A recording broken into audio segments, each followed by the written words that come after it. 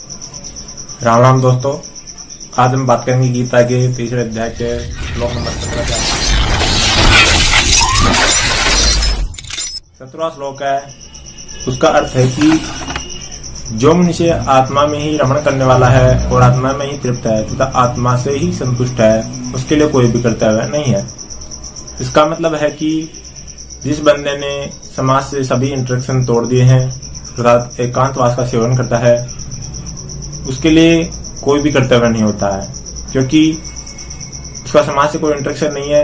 इसलिए उसके करने या नहीं करने से कोई मतलब नहीं रह जाता। एकांत में निवास करने का मतलब ये नहीं है कि जब भी कोई विपदा है समाज पर उस समय एकांतवास में चला जाए। एकांतवास में जाने का मतलब है कि आपने समाज को, जब समाज सुव्यवस्थित था उस समय में अपनी आत्मसंतुष्टि के लिए एकांत में जाने का निर्णय लिया। हालांकि अब आपको समाज में जो कुछ भी घटित हो रहा है उसके बारे में कोई भी सूचना नहीं मिल सकती, इसकी संभावना बहुत अधिक है। लेकिन अगर आपको इस स्थिति में भी अगर इंफॉर्मेशन मिलती है कि समाज में विपदा आ चुकी है, तो आपका कर्तव्य है कि आप एकांतवास को छोड़ दें और वापस पुनः समाज में अपना दायित्व निभाएं।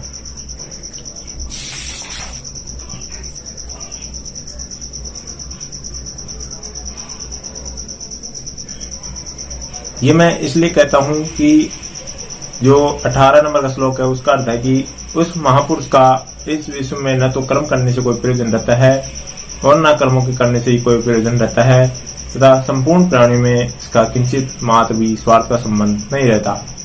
यहाँ जैसा कि आपने सुना कि उसका स्वार्थ का कोई भी संबंध नहीं रहता, यह तभी संभव है जब उसका समाज से कोई भी इंटरेक्शन नहीं हो। अगर आपका समाज से कोई इंटरेक्शन है तो निश्चित ही आपको कर्तव्य अकर्तव्य का बोध होना चाहिए। आप अपने कर्तव्य से भाग नहीं सकते, एकांतवास में जाने का आप ढोंग नहीं रच सकते।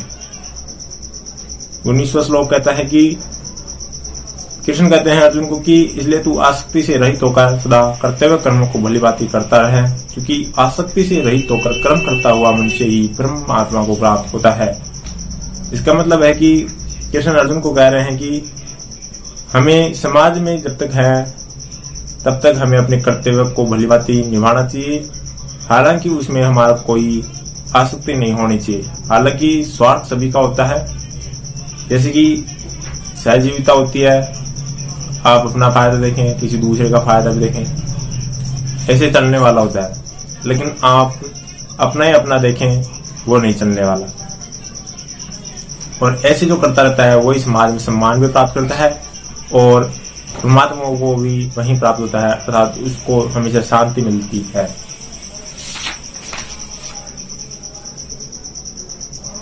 फिर श्री कृष्ण अर्जुन को एक एग्जाम्पल देते हैं कि जो जनक आदि ज्ञानी जन जो महाभारत से पूर्व के काल में त्रेता युग में हो चुके हैं, उन्होंने भी आसक्ति रहित होकर ही कर्म किया था और इसी से वो फेमस भी हुए और उनका जीवन भी सुखमय रहा, उन्होंने सिद्धि भी प्राप्त की।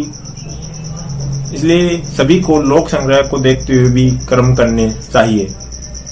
अर्थात हमें कर्म तो हर स्थिति में करना ही होता है, चाहे हम एकांत में रहें या कहीं भी रहें। एकांत में रहेंगे तो हम अपने शरीर निर्वाह के लिए तो कर्म करेंगे ही करेंगे, इसलिए कर्म से कभी नहीं भागना चाहिए। संतोष का अर्थ कभी भी प्रयत्न करना छोड़ देना नहीं होता है। अक्सर लोगों के द्वारा प्रयत्न करना छोड़ देना ही संतोष समझ लिया जाता है, लेकिन हमें प्रयत्न की अंतिम सीमा तक प्रयास करना चाहिए, अपने लक्ष्य को कभी नहीं भूलना चाहिए और उसके बाद में जो कुछ मिले उसी में प्रसन्न रहना चाहिए। इसी का नाम संतोष है। दूसरा, कर्तव्य अकर्तव्य को भली भांति सोचकर करने का मतलब है कि जब तक हम कर्म करें तब तक यही समझना चाहिए कि सब कुछ मेरे कर्मों पर ही निर्भर है, सब कुछ मुझ पर निर्भर है। लेकिन जो कर्म करने चाहिए उसमें सावधान रहना चाहिए और कर्तव्य अकर्तव्य का बोध पहले समझ लेना चाहिए, उसी के बाद कर्म करना चाहिए। इसके बाद श्री कृष्ण कहते हैं कि श्रेष्ठ पुरुष जो जो आचरण करता है अन्य पुरुष भी वैसा वैसा ही आचरण करता है, वह कुछ जो कुछ प्रमाण कर देता है, समस्त मनुष्य समुदाय उसी के अनुसार बरतने लग जाता है।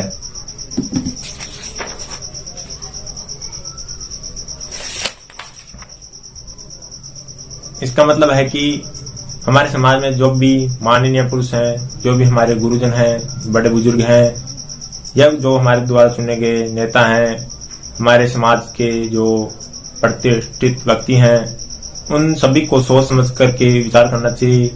नई परंपराएं बनाना या पुरानी परंपराओं में परिवर्तन करना या कुछ भी अपने मनोरंजन के लिए या अपने हट से या अपने दबदबे को बनाए रखने के लिए जो कुछ कर्म किए जाते हैं उनको करने में बड़ी सावधानी बरतनी चाहिए, क्योंकि जो समाज के सामान्य जन होते हैं वो बड़े लोगों को फॉलो करते हैं और उनके द्वारा किए हुए कर्मों को प्रमाण मान लेते हैं। इसलिए भ्रष्टाचार हो या ईमानदारी, सभी में बड़े लोगों का बड़ा रोल होता है।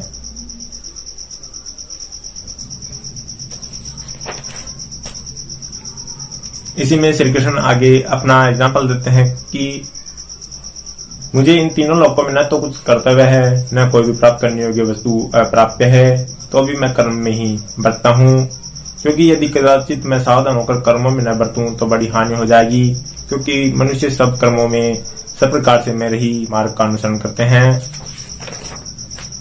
इसलिए यदि मैं कर्म न करूं तो ये सब मनुष्य नष्ट भ्रष्ट हो जाएंगे और मैं संकरता करने वाला होऊंगा तथा इस समस्त प्रजा को नष्ट करने वाला बनूंगा। इसका मतलब है कि श्री कृष्ण एक राजा हैं और उन्हें अपने राजा होने का बोध है। वो चाहे तो अन्य राजाओं की तरह व्यभिचार कर सकते हैं, दारू पी सकते हैं, मौज मस्ती में आनंद प्रमोद में अपना समय गंवा सकते हैं, लेकिन वो ऐसा नहीं करते। वो कहते हैं कि मैं राजा हूं और जल नभ थल तीनों ही जगह पर किसी भी प्राणी से मेरा कोई इतना बड़ा काम बनने वाला नहीं है। मैं चाहूं तो मेरी जिंदगी आराम से कट सकती है, आनंद में कट सकती है, लेकिन फिर भी मैं सावधान होकर कर्म करता हूं। क्यों? क्योंकि अगर श्री कृष्ण राजा हैं और वो व्यभिचार करने लग जाएं, अपनी प्रजा का ध्यान नहीं रखें, तो प्रजा भी नष्ट भ्रष्ट हो जाएगी, प्रजा भी नष्ट भ्रष्ट हो जाएगी, अपने मन मुताबिक कर्म करने लग जाएगी और व्यभिचार भ्रष्टाचार बढ़ेगा। और अगर राजा को पता भी चलता है कि व्यभिचार भ्रष्टाचार बढ़ रहा है, तो भी राजा को अगर व्यभिचारी है तो कोई फर्क नहीं पड़ने वाला। वो तो उनका अपना हितैषी समझेगा और चापलूसी करने वालों को छोड़ देगा। इसलिए राजा को अपने राजा होने का बोध होना चाहिए और कर्म करते रहना चाहिए, वो भी सावधानी पूर्वक।